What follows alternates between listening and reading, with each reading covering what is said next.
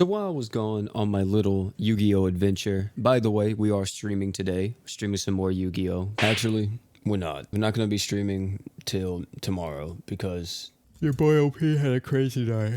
I'm gonna take the rest of the day off after this. But something crazy happened with GS today, and they announced the newest crossover while I was gone. And by the way, let me just say, this crossover that got announced, we know that it's coming to JP, but we have no information if it's coming to Global yet, which I'm gonna talk about this a little bit more as well. The next crossover in Grand Summoners Global is none other than Fairy Tail.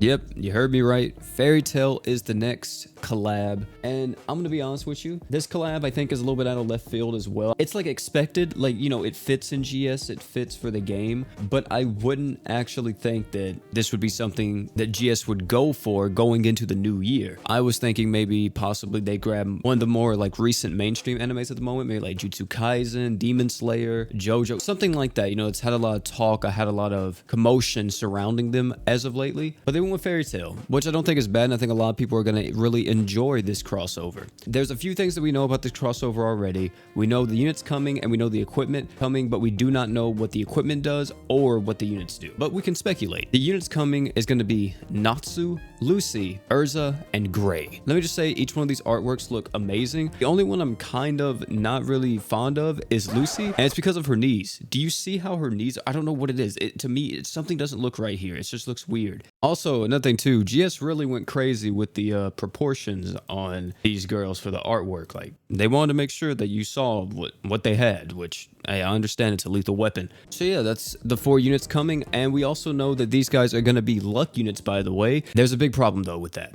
Or a big problem that this crossover specifically is having is that usually whenever we get a 4 unit crossover that has luck units tied to it, or, you know, they can become luck units, like for example, Yu Yu Hakusho had this where they released 4 units. Well, actually, no, they released 5 units, and all of them could go to luck 120. Another thing too is that we got a guaranteed crossover ticket. However, for Fairy Tail, all these guys can go to 120, like I mentioned before, but we're not getting a guaranteed crossover ticket. I don't know how to feel about this, because I think even whenever One Piece got, I said One Piece, God, whenever One Punch Man actually got 120, and, you know, One Punch Man has what, like 8 units in it? No, they have more than 8, it's like 5 or 6. I think we got a guaranteed crossover ticket for One Punch Man as well. My memory right now could be a little bit hazy, and we actually didn't have that happen, but I think we did. Either way though, this crossover isn't having a guaranteed units ticket, which I think makes the hype for the crossover go down tremendously. It doesn't mean that this crossover is just bad instantly, but like, come on, GS. I know why you guys don't want to do it, because it makes you guys more money whenever you don't do it, and then whenever you do it, you probably notice like a dip in sales, but like,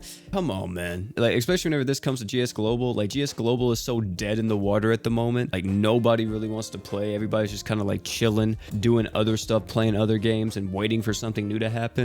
That, you know, getting a guaranteed crossover ticket would at least get everybody to, at the most, get on the game, log in, and see what they get.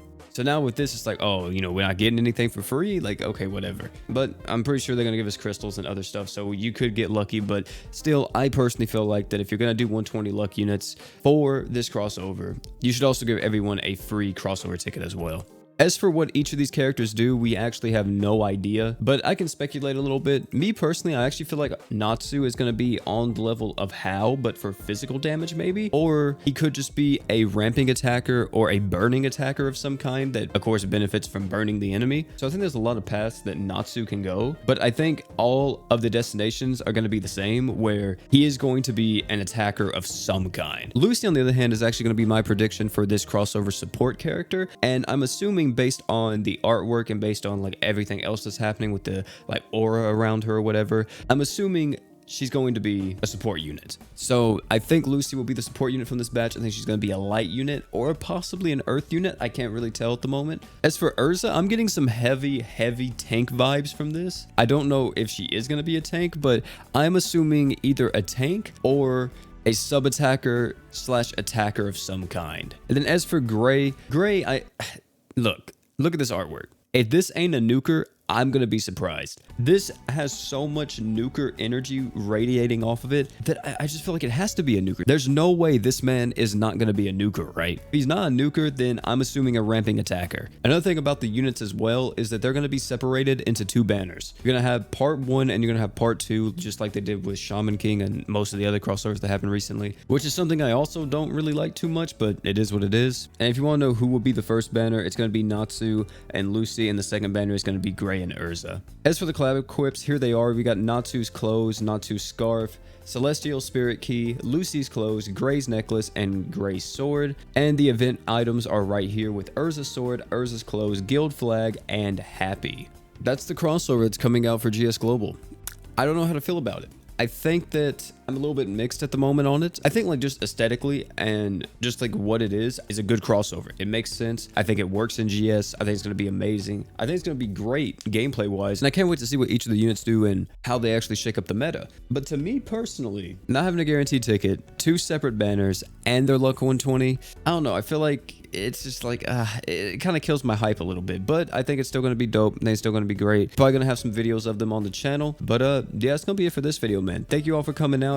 Like I said before, Yu-Gi-Oh stream later on today. Make sure you're there. It's going to be crazy. We're going to be climbing to the top of the ladder today, hopefully. And let me know what you guys think about this crossover down below. If you like it, if you hate it, if you think it's whatever the case may be. And yeah, that's going to be it, ladies and gentlemen. Thank you all again for coming out. Don't forget to like, comment, subscribe for more. And last but not least, you guys already know, don't forget to drink water.